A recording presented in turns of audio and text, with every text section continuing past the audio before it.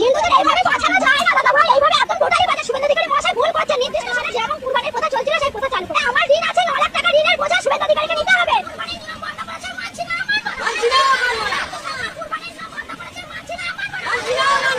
শুভেন্দু অধিকারী আছে, তুই গদিতে বসে আছিস, তুই কি করছিস? আমার 5 লাখ টাকা লোন নেওয়া।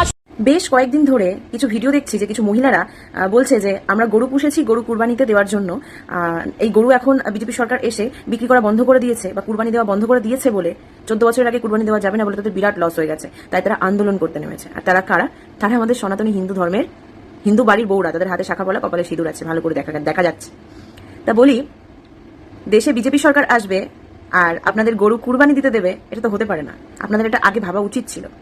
আরে আপনারা সনাতনী হিন্দু ধর্মের মানুষ, আপনারা এই কাজ করার আগে আপনাদের একবার বোঝা উচিত ছিল যে কাজটা করা যায় কিনা। আপনারা লালন পালন করছেন আর বলছেন যে গো মাতা, নিজের মাকে আগে দেখো তারপরে গো মাতা হিসেবে বিচার করো। আপনারা কেমন সনাতনী মানুষ? আপনারা সনাতনী নামের কলঙ্ক। যাই হোক, কোনো মুসলিম পরিবারের কাউকে আপনারা দেখবেন না যে শুকর পুষে শুকরকে কেটে মাংস বিক্রি করছে, দেখবেন না।